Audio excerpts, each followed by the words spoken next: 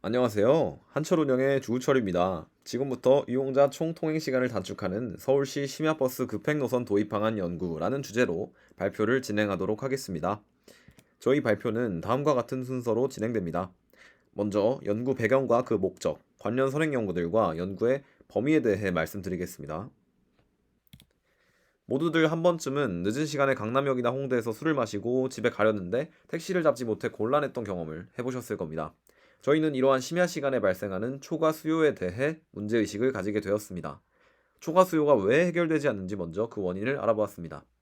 결론적으로 심야 시간 교통 수요의 많은 양을 택시가 분담하고 있음에도 불구하고 택시의 절대적 공급량을 늘리는 것만으로는 문제를 해결할 수 없기 때문에 심야 버스의 분담률을 키울 수 있는 방법에 대해 고민하기로 결정했습니다. 그렇다면 심야버스의 분담률이 저조한 이유는 무엇일까요? 그 이유로는 다음과 같은 세 가지의 원인이 있었는데요. 그중 1번은 최근에 노선이 확대되었으므로 배제하고 설문을 통해 2번과 3번의 비중을 확인해 보고자 했습니다. 설문 결과는 다음과 같이 나타났습니다. 결과를 정리해 보면 심야버스를 왜 이용하지 않느냐? 라는 질문에 심야버스를 한 번도 이용해 보지 않은 사람은 집 근처까지 가지 않아서라고 답한 경우가 가장 많았습니다. 하지만 심야버스를 한 번이라도 이용해 본 사람은 시간이 오래 걸리고 배차 간격이 길어서라고 답했습니다. 저희는 심야버스 이용자가 이탈하지 않기 위해서는 오래 걸린다는 차 4시간 문제와 배차 간격이 길다는 차 외시간 문제를 해결해야 한다고 결론 내렸습니다. 그런데 심야버스가 오래 걸리는 이유를 알기 위해 정류장을 확인해 보니 근거리에 정류장이 너무 많이 있다는 것을 확인할 수 있었습니다. 그래서 저희는 차 4시간에 집중해 오래 걸리는 문제를 해결할 수 있는 급행버스를 떠올리게 되었습니다. 다시 한번 정리하자면 심야버스가 교통수요를 충분히 분담하지 못한다는 문제는 심야버스의 긴 통행시간 때문입니다. 따라서 본 연구에서는 긴 통행시간을 줄이기 위한 급행 노선을 결정해 심야버스의 이용을 활성화시키고자 합니다. 관련 선행 연구를 검토해 보았습니다. 차내 시간을 줄이는 방법으로 일부 정류장을 정차하지 않는 급행 노선 도입을 제안하는 연구, 열차 이용자의 차내 시간을 줄이기 위해 스킵스탑 방식 도입을 제안한 연구, 정류장별 승하차 데이터를 활용해 급행버스 정류장을 선정하는 연구, OD를 고려해 급행버스 정류장 위치를 선정해야 함을 주장한 연구, 자체적인 기준을 적용해 급행버스 노선을 제한한 연구 등을 확인해 볼 수 있었습니다. 앞에 나온 연구 배경과 선행 연구 검토를 통해 연구 주제는 총 이용 시간을 유의미하게 단축하는 스킵스탑 방식의 심야버스 급행 노선 결정으로 정해졌습니다. 연구 범위는 총 이용 시간 단축에 한정했습니다. 따라서 본 연구에서는 타임테이블과 같은 운영 계획의 최적화 문제는 다루지 않습니다. 지금부터는 본론입니다. 본 연구는 총 3단계로 나누어집니다. 첫째로 급행 정류장을 선정하는 방법을 구축하고 두 번째로 여러 심야버스 노선 중 유의미한 급행 노선을 선별합니다. 마지막으로 이용 시간을 추가적으로 절감할 수 있는 방법에 대해 고려한 결과를 나타내는 순서로 진행됨을 알려드립니다. 저희는 본 연구에서 2017년 5월 일주일치의 스마트카드 데이터를 이용했으며 통행량 테이블, 통행시간 테이블을 구하고 모든 i와 j에 대한 통행량과 통행시간의 곱을 합산해서 급행버스 도입 전 총 이용시간을 계산했습니다. 대중교통은 공공복리를 위한 수단입니다. 따라서 가능한 한 많은 인원이 급행 노선의 혜택을 받을 수 있도록 최대 통행량 방법과 노선 확장 방법을 이용해 급행 정류장을 선정하도록 했습니다. 이 두 방법에 대해 지금부터 예시와 함께 설명해 드리겠습니다. 케이스 1은 최대 통행량 방법으로 통행량 테이블에서 가장 큰 통행량을 보여주는 정류장 쌍에 해당하는 정류장 B와 C를 급행 정류장으로 선정하고 그 다음으로 큰 통행량을 보여주는 정류장 쌍인 A와 D를 추가로 선정하는 방법입니다. 케이스 2는 노선 확장 방법으로 케이스 1과 마찬가지로 통행량이 가장 큰 정류장 쌍을 먼저 선정한 후 뽑힌 정류장 B, C와 연결되었을 때 가장 많은 통행량을 만들어낼 수 있는 정류장을 추가하는 방식입니다. E를 선택했을 때는 통행량이 14가 추가되고 B를 선택했을 때는 2가 추가되므로 케이스 2에서는 정류장 B, C, E 순서대로 선택됩니다. 각 방법의 특징을 살펴보면 케이스 1은 많은 이용자를 수용하기 위해 통행량을 최대로 만드는 데 집중했습니다.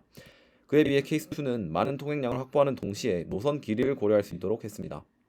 각 케이스별로 급행정류장 조합을 차례로 결정한 후에는 총 이용시간을 최소로 만드는 급행정류장 개수 및 조합을 선택합니다. 이때 본 연구의 범위에 의해 두 가지 가정을 도입하게 됩니다. 본 연구에서는 완행버스의 노선을 따라가되 정류장 중 일부만 정차하는 형식인 스킵스탑 방식의 급행 노선 도입을 염두에 두고 있으므로 정류장 개수가 줄어도 완행버스 노선을 따라서 운행한다고 가정합니다.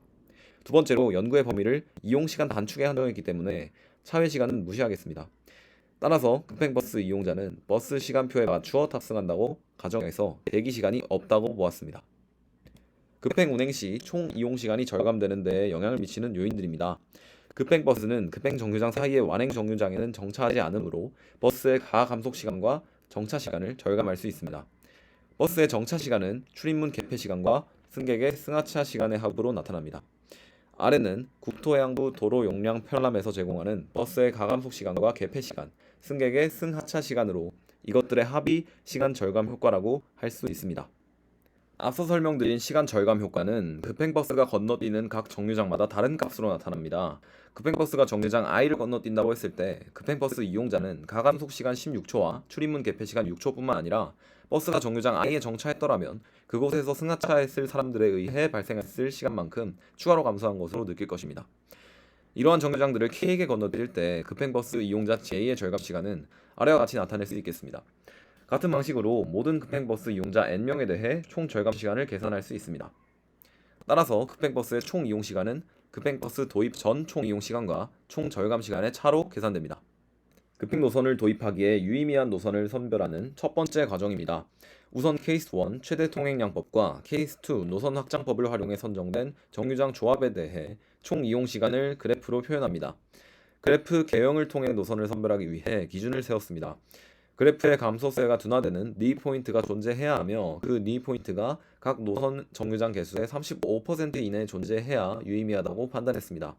그 이유는 급행 노선의 특성상 정류장 개수가 너무 많아지면 의미가 없기 때문이고 구체적인 수치는 선행 연구에서 급행 정류장 개수를 전체 정류장 개수의 25%로 둔 것과 지하철 9호선에서는 급행역을 전체 역 개수의 40%로 두었기 때문에 이 둘의 절충안으로서 35%를 기준으로 하였습니다. 모든 심야버스에 대해 각 케이스별로 급행 정류장 개수와 총 이용 시간 그래프를 그렸습니다. 다음은 N13, 15, 16 노선에 대한 그래프입니다. X축은 급행 정류장 개수이고 Y축은 총 이용 시간으로 단위는 초입니다. 빨간 점은 파이썬의 니 포인트 디텍터 라이브러리를 이용해 찾은 니 포인트이며 파란 선은 각 노선의 전체 정류장 개수의 35%에 그은 선입니다. 같은 방법으로 그린 N26, 30, 37번 노선의 그래프입니다. N61, 62, 65 노선의 그래프입니다. 9개 노선 18개의 그래프에서 니 포인트의 존재와 위치를 통해 노선을 선별한 결과입니다. 총 4개의 노선이 유의할 것으로 판단되었는데 N16은 케이스 1으로 만든 정류장 조합이, N15, 61, 62는 케이스 2로 만든 정류장 조합이 선별되었습니다. 우측의 그래프를 보시면 N15는 24개, N16은 23개, N61은 22개, N62는 18개의 급행 정류장 조합이 뽑혔음을 알 수 있습니다. 1차 선별 과정에서 유의하다고 판단된 N15, 16, 61, 62에 대해서만 추가적인 선별 과정을 거쳤습니다. 대중교통 이용자가 시간 절감 효과를 체감하기 위해서는 5분 이상 감소해야 한다는 선행 연구를 통해 급행 이용자의 체감 시간 절감량이 5분을 넘기는 노선만 유의미한 노선이라고 판단했습니다. N15는 체감 시간 절감량이 3.68분, N16은 5.02분, N61은 5.27분, N62는 2.15분으로 4개의 노선 중 N16과 61이 급행 도입 시 유의미할 것으로 계산되었습니다. 선별된 N16과 61번 노선의 정류장 분포와 효과를 조금 더 살펴보겠습니다. 두 그래프는 정류장이 전체 노선에서 어느 정도의 위치에 있는지를 나타낸 것입니다. N16의 경우 앞쪽 정류장부터 뒤쪽 정류장까지 비교적 고르게 분포한 편이지만 N61의 경우 중간 지점의 정류장부터 뒤쪽 정류장으로 이어지는 식으로 분포했습니다. 이는 급행버스 노선의 길이를 단축하는 부차적인 효과까지 발생할 수 있음을 보여줍니다.